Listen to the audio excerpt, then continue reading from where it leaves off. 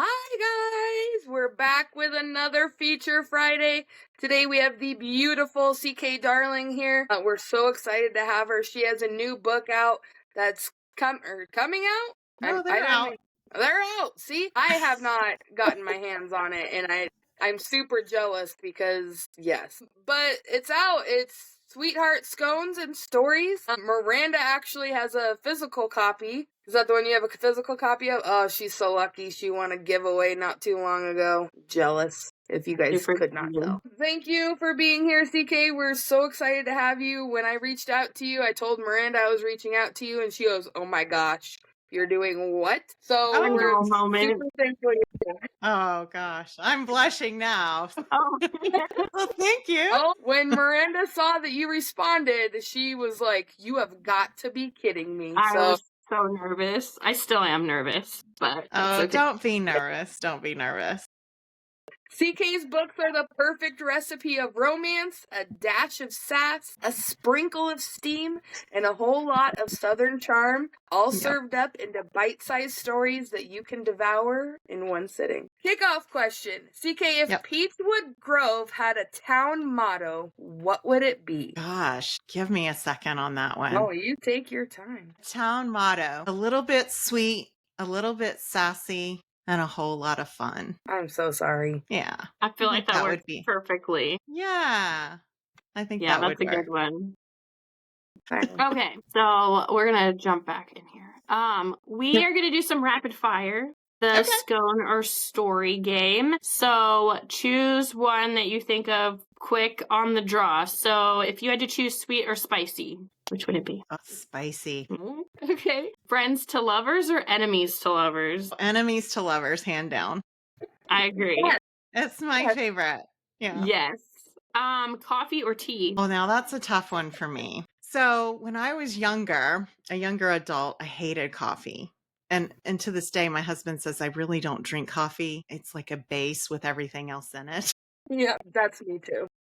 But I love tea and actually curated teas for the series. The series is called Sweetheart Scones and Stories. So there's 4 different stories for these friends. And so I actually have teas planned out for 2 more series, in fact. Yeah. Awesome. So I love tea. So that's really hard. But I like a good latte too. Well, I mean, you could be a mood reader, so maybe you're a mood like beverage I'm person. definitely a mood caffeinator. Yes, there you go. I like that better. Okay, 2 more rapid fires. Write in silence or with music? Music. Mm-hmm. Yep. Okay. And then write the kiss first or save it for last. Oh, first. Yeah. I love it when the kiss is first, and then you get to feel their whole just the feelings with them. Yeah, absolutely. If you can land it in the very beginning, do it first. I think as a writer too, I tend to know the endings before I know the beginnings. And I tend to write out of order. So if I know the spicy scene, for example, the first book is actually Buttercream and Second Beginnings. And I knew the buttercream scene. And that's the reason it's called Buttercream. But I was like, well, I know what's happening in the scene. And then it was so funny. One of my alpha readers was like, that's a little too spicy up front. And he should grovel. And I was like, okay, but we're having a little something. Miranda, I'm on my way to get that book. Yeah. I'm gonna let you read it on Kindle because this is not going anywhere. Sorry. Yeah, they're on Kindle Unlimited, all of them. So you can grab them. And what's really fun is all the audiobooks just got done. So my first audiobook is coming out on Audible this month too. Oh, cool. That's exciting. Thank you. I'm very excited. Really. Hey, so we're going to dig a little bit into the series. Like I said, unfortunately, I haven't gotten there yet, and I'm super sad that I haven't. All of these podcast books keep jumping in, and so yours is next on the list. Awesome. So I'm really excited. Each of your stories feels like a romance in cupcake form. Which book was the most fun for you to write, and why? Most fun? I think I had the most fun with Sweet and Spiteful Rivalries. A, because it's enemies to lovers. B, the main female character is a romance writer. So reasons. And I love food, and he was a chef, and I just had way too much fun. And I made him a romance reader, a closeted romance reader, as well as one of her biggest fans. So it was just a lot of fun to play with food and come up with this competition they're in. And I have a pumpkin pie eating contest that kind of carries on with a nickname. And it was just, we're going. Yeah, it was just so much fun. It's not that the other ones weren't fun, but I had the most fun writing that one.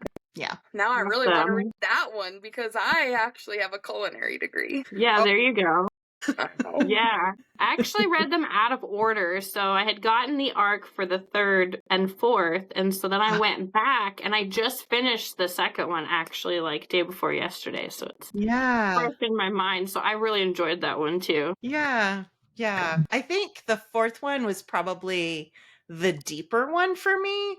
And I was trying to figure out how I could pull it off in a short fashion. So my working ladies, I was like, I want to write something for busy people. I love big novels. Don't get me wrong. I read dark romantasy. I read all kinds of books, but you get to a point too where you just want something bite-sized and fast and gets to it. And it's not necessarily erotica. You want something a little bit more meaty, but it was a challenge. I don't know, for me as an author. And I was like, I want to get that 2-hour slot. Like when you can curl up for 2 hours, that's what I was aiming for. So I felt like Rhett and Nick in book 4, it was a little bit harder for me because it was a little more emotional. I don't know if I pulled it off completely, but I gave it a good shot. No, you did wonderfully. Definitely. I enjoyed all of them. They're so good. Thank you. And I love that they're almost like a palate cleanser. So like, just like you were saying, you can get into this big, long book and sometimes it gets intimidating jumping into another like very large novel. So having the ability to pick up something that's shorter but still has all of the things that you're looking for is really nice. Yeah. Yeah, I appreciate that. No, love being a palate. Let me be your palate cleanser. That's what Miranda told me the other day. She's like, you really need to read them. And I said, I know, but I'm in the middle of this book. And she goes, Ashleigh, it's 2 hours. But I'm one of those people, like, I have to finish the book. I can't read, like, multiple books at the same time. I get so confused. And then worlds collide, and then it doesn't make sense. So I was like, I know, I'm trying. I'm really trying to get this book done so that I can read those ones in time. And she's like, Ashleigh, it's 2 hours. I'm like, I know, I'm sorry. I'm trying. Well, Ashleigh, when you get to a point towards the end of the year when you're like, I need to meet this reading goal, I'm your girl. There you go. Believe you me, we'll be best friends at that point. Have 4 and like that. Definitely. Okay, Miranda, which one's next? Did any real life friendships inspire the bond between the 4 best friends? Oh, good question. Yes, of course. Now, I'm going to protect the names of the innocent around that. But yeah, it's interesting because there's certain personality traits that definitely are present, and some of them are my own, which I'm sure you can figure out who that is. But absolutely, for sure. Yeah. Love it. Okay, we're going to dive a little bit into your writing life and inspiration. Sure. Do you have a writing routine or like quirky habits that you do while you're drafting? I have a really quirky habit when I'm editing. That counts. That counts. Okay. Most people do not like people who smack gum. But if I'm chewing gum and editing, I go quick and I go fast and I make decisions right on the button. That's like, awesome. Nope, you're out. Nope, this is over. I have no problem cutting it.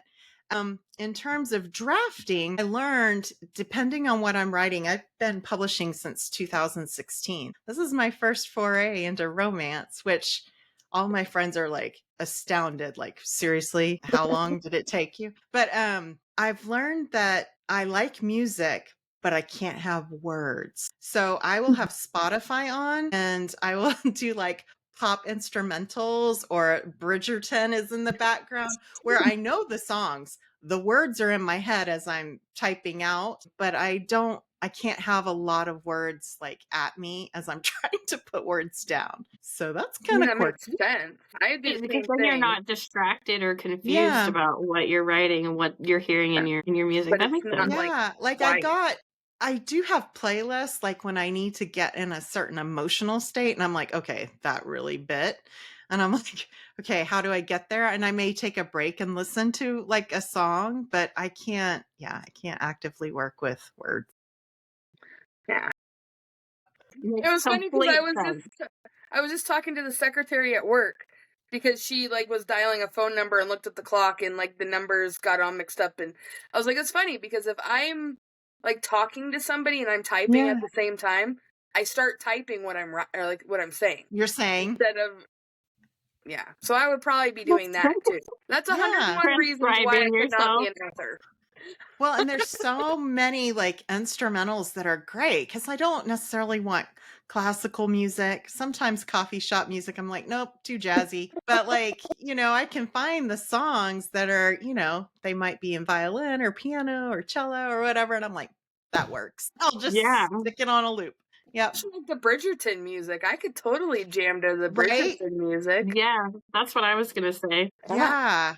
And then there was this show called Rain that did the same thing that had a lot of popular music. And you can find all of that on Spotify. So I love it. I have those I didn't know playlists. They had the music on there. Yeah, I love Rain. I'll have to check that out. All right. Are there any dream tropes that you have not tackled yet, but you want to? Well, have one that's coming. I was going to say that kind of ties into the next question about like a tiny tease of what you're working with. Yeah. Well, so I'm finishing out the next series, which is Holiday Matchmaker series. So I talk about this lovely lady, an older lady, Mrs. Havers, through the series. She's kind of a town gossip, little bit of a busybody. If you're from a small town, you know these people. And everybody adores her. She's a treasure, but she's also meddlesome. And so I've got her little series of putting couples together. So, I've been playing a little bit with, I haven't done a lot of friends to lovers. So I'm playing with that one. I definitely will continue with enemies to lovers because I can't resist it. Yeah. But I mean, in terms of being kind of sweet and spicy, I probably will. I had this one. So I also have another series that'll come out next year. And I love paranormal romance. I started reading paranormal romance a long time ago. Like I'm a Black Dagger Brotherhood fan, had to watch when that came out, like all the things. I've been reading it for decades. But I love fated mates, which is really difficult in a contemporary setting. So I did it. I challenged myself, and it's very much more like insta-love when it comes to contemporary romance. And there's quite a bit of insta-love anyway in shorts because you don't have a lot of time to get there. You're like, you got to get there pretty quick. In order to have all the other fun, or there's not going to be any. So for me, that was a real challenge. I don't know that I'll ever do that one again in a contemporary romance setting. So I would probably say that Fated Mates. I love it, but it's really hard in a contemporary fashion. Intriguing. Yeah. I know. That will be in the third series. That book's already done. Thank God. I have to have like a whole CK Darling like sit down like with my popcorn and there you go. Just devour it all. Yeah. On that note, where can readers find you and your work and what you have coming up next? Sure. So you can find me at ckdarling.com, and on Instagram or TikTok is where I tend to hang, if you will. It's CK Darling Author. So that's where I'm at. And then all my books are on Amazon and Kindle Unlimited because I just started publishing in romance actually in January. So it's been kind of a crazy fun year. And I've got a couple of more series in Peachwood Grove because this town's just going to grow. And all the fun, crazy antics of small towns. And that's where you can find me. Well, we're so excited that you were here. I'm so excited to sit down with all of the books. I can't thank you enough for coming on our tiny little podcast and chatting with us. So we'll link CK Darling's socials below. Make sure that you go follow and like, and you guys can go find everything on Kindle. And be sure to stay tuned for who we're going to have next on Feature Friday. Thank you so much. Thank you so much. I'm so excited.